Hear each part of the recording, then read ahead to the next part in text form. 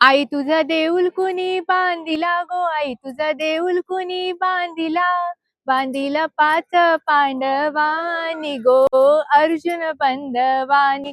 नमस्कार, लालबागची सिद्धी या YouTube channel मध्ये मी सिद्धी कदम तुमच्या सगळ्यांचं खूप खूप स्वागत करते. आज आपण आलो आहोत कारल्याच्या एकविरा मंदिरात. निमित्तही तसंच खास आहे, लवकरच चैत्रातली यात्रा इथे भरणार आहे, लवकरच देवीचा मोठा उत्सव होणार आहे. त्या निमित्ताने आपण देवीचं दर्शन घेऊया. आपण गड चढायला सुरुवात करूया. सुरुवात आपण पायथ्याकडल्या या मंदिरापासून करणार आहोत. तिथे देवीचं दर्शन घेऊया आणि मग जाऊया देवीच्या मुख्य मंदिरात. इथे पहिल्यांदा पायथ्याशीच देवीचं मंदिर आहे, तिथे देवीचा मान करण्याची पद्धत आहे. तर त्यासाठी मी पायथा मंदिरात ही ओटी भरण्यासाठी घेतलीये. चला देवीचं दर्शन घेऊया.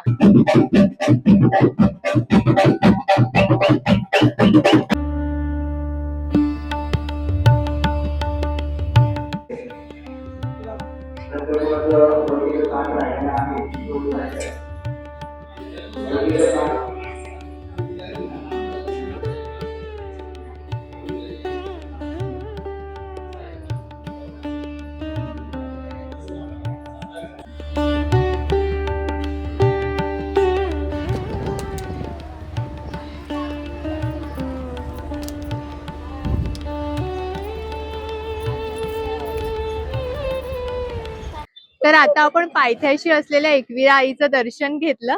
आता आपण हा गड चढायला सुरुवात करणार आहोत. मी देवीची ओटी घेतली. ओटीमध्ये खण, देवीसाठी बांगड्या, त्याच्यानंतर हळदी कुंकू, नारळ आणि तांदूळ घेतले. तर चला, ऊन पण फार आहे पण देवीच ती शक्ती देणार आहे. जय एकविरा माता. गड चढायला सुरुवात करू. चांगलं उद्या रे, इच्छा पूर्ण उद्या आहे फिरायला तुझं खरं जायच्या ओटीला जाऊ दे, तुझी बांगडीला मदत.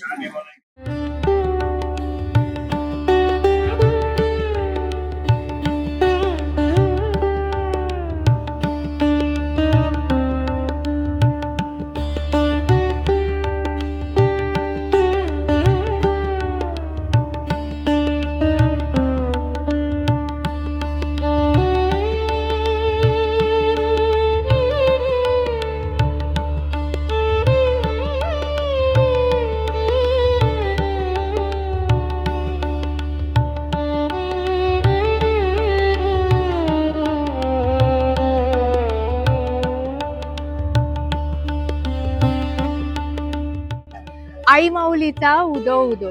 तर आपण डोंगर चढून कारल्याच्या एकविरा आईच्या मंदिरात आलोय. खरंच खूप डोंगर चढणं कठीण होतं. मी खूप थांबत आलीये, पण तरी सुद्धा आईने ती शक्ती दिली आहे की इथपर्यंत आम्ही पोहोचलोय. तर एकविरा आईच्या मंदिराबद्दल एक खास गोष्ट सांगायची म्हणजे हे मंदिर 5 पांडवांनी एका रात्रीत बांधलं. तर अशी कथा सांगितली जाते की एकविरा देवी ही पूर्वी आग्रावला तिच्या बहिणींसोबत राहायची. तिथे 7 बहिणी एकत्र राहायच्या. त्यातली मोठी बहीण शीतळा देवी होती, परंतु त्या 7 बहिणींमध्ये एकविरा देवी सर्वात धाकटी होती, त्यामुळे तिला तितका मान मिळत नव्हता. त्यामुळे देवी काहीशी नाराज होती. त्यामुळे तिने आपली ही नाराजी तिच्या मोठ्या बहिणीकडे म्हणजे शीतळा देवीकडे व्यक्त केली. तेव्हा शीतळा देवीने तिला सांगितलं की तू इकडला आग्रा हे गाव सोडून दुसरीकडे जा. तेव्हा देवी चालत चालत कारल्याला आली. कारल्याला आली असताना पांडव सुद्धा वनवासात कारल्यामध्ये आले होते. तेव्हा देवी पांडवांसमोर प्रकट झाली आणि तिने तिचं मंदिर बांधण्याची आज्ञा पांडवांना दिली. तेव्हा पांडवांनी एका रात्रीत देवीचं मंदिर बांधलं. परंतु एका रात्रीत देवीचं मंदिर बांधणं शक्य नव्हतं, म्हणून पांडवांनी मोठी तपश्चर्या करून 7 रात्रींची 1 रात्र केली आणि हे मंदिर बांधलं. तर अशी देवीची आख्यायिका सांगितली जाते. एकविरा देवी ही प्रामुख्याने आगरी कोळी लोकांची कुलदैवता म्हणून मानली जाते. आगरी कोळी लोक खास करून या जलदेवतेचं दर्शन घेतात आणि आई नवसाला पावते असं सुद्धा सांगितलं जातं. आईचा नवस खास करून लोक रांगत आईच्या दर्शनासाठी येऊन फेडतात. तर अशी ही नवसाला पावणारी आई आहे. तर चला आपण तिचं दर्शन घेऊया.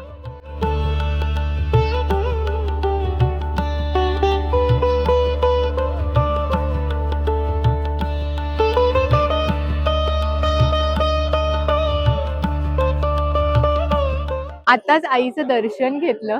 खरंच एकविरा माऊलीच्या जेव्हा आम्ही गाभाऱ्यात प्रवेश केला, इतकं प्रसन्न वाटलं. आईची प्रसन्न मूर्ती गाभाऱ्यात आहे. तिथे फोटो व्हिडिओ काढायला अलाउड नाहीये, त्यामुळे ते आम्हाला काढता नाही आलं. पण तुम्ही नक्की कधीतरी प्रत्यक्षात येऊन आईचं दर्शन घ्या. आईचा चेहरा इतका हसतमुख आहे आणि खरंच ते गाणं आहे ना, की एकविरा आई हो डोंगरावरी नजर हाय तुझी कोल्यावरी. खरंच तिची नजर तिच्या प्रत्येक भक्ताकडे असते. मी सुद्धा आईकडे एक नवस मागितलाय. जर तो नवस पूर्ण झाला तर आपण पुन्हा एकदा एकविरा आईला येणार आहोत, दर्शनासाठी येणार आहोत आईच्या.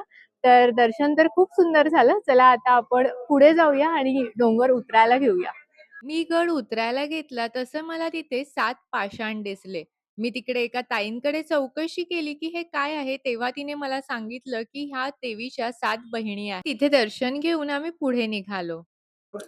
तर आता आपलं एकविरा देवीचं खूप सुंदर असं दर्शन झालं आणि आपण जेव्हा इथे दर्शन होऊन जेव्हा पायऱ्या खाली उतरतो, हा डोंगर खाली उतरतो, तिथे अनेक दुकानं लागतात. मी जातानाच बघत होती, की कोणतं दुकान बेस्ट आहे आणि जिथे खूप चांगले-चांगले आईचे फोटोज आहेत किंवा काही वस्तू चांगल्या आहेत, ते मला तुम्हाला दाखवायचं होतं. तर इकडे एकविरा प्रसादालय म्हणून हे दुकान आहे. तर मला ते दुकान एकदम बेस्ट वाटलं, खूप छान वाटलं. तुम्ही इथे पाठी बघू शकता, की देवीचे इतके सुंदर-सुंदर फोटोज आहेत. म्हणजे अक्षरशः देवी आपल्याकडे बघते असा भास व्हावा, असे देवीचे फोटोज आहेत. ते तुम्ही घरात लावू शकता, ऑफिसमध्ये ठेवू शकता. त्याचप्रमाणे इथे ह्यांच्याकडे पेढे सुद्धा अवेलेबल आहेत, जर तुम्हाला प्रसादासाठी हवे असतील तर. आणि त्याच्यानंतर इकडे छोटे फोटोज आहेत देवीचे. तर नक्की इथे काय नवस केले जातात आणि नक्की काय इकडून खरेदी केलं जातं आपण दादांना विचारूया. दादा काय सांगाल, की नवस कसले असतात आणि काय-काय नाही? नवसाचा म्हणजे विषय असा असतो की कोणाला मुलगा होत नाही त्याच्यामुळे ते नवस करतात. नवस म्हणजे त्यांचा असा असतो म्हणजे आम्हाला मूल झाल्यानंतर आम्ही कोंबडं सोडू बकरं सोडू असं त्यांचं म्हणजे ते बोलणं असतं.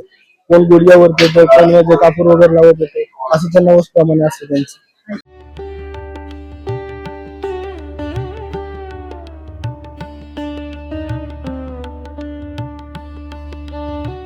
गड उतरताना तुम्हाला जागोजागी अशी अनेक दुकानं मिळतात, जिथे देवीच्या खूप सुंदर-सुंदर फोटो फ्रेम्स आहेत. त्याचप्रमाणे अशा काकी, आजी, मावशी ताक घेऊन सुद्धा बसलेले आहेत. ते सुद्धा तुम्ही पिऊ शकता.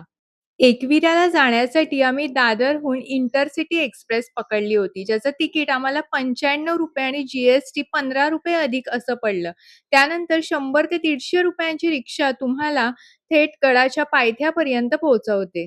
तर आज आपण आलो होतो कारल्याच्या एकविरा आईच्या मंदिरात. लालबागची सिद्धी आज एकविरा आईला आली होती आणि खरंच दर्शन घेऊन मन अत्यंत प्रसन्न झालं. मन भरून आलं आईकडे बघून. तुम्ही पण कधीतरी वेळात वेळ काढून नक्की आईच्या दर्शनासाठी या. कमेंटमध्ये आई राजा उदो उदो असं लिहायला विसरू नका आणि तुम्हाला आजचा व्हिडिओ कसा वाटला हे मला कमेंटमध्ये नक्की सांगा. असेच नवनवीन व्हिडिओ पाहण्यासाठी लालबागची सिद्धी या चॅनलला लाईक करा, शेअर करा, सबस्क्राईब करा आणि हो, मी व्हिडिओमध्ये आईची खूप महत्त्वाची अशी काही माहिती सुद्धा सांगितली आहे. त्यामुळे जास्तीत जास्त लोकांपर्यंत हा व्हिडिओ पोहोचवा, त्याच्यामुळे त्यांना इथली माहिती कळू शकेल. लवकरच चैत्र यात्रा सुद्धा आईची असणार आहे. तर मंदिराला नक्की भेट द्या. आई राजा उदो उदो. धन्यवाद.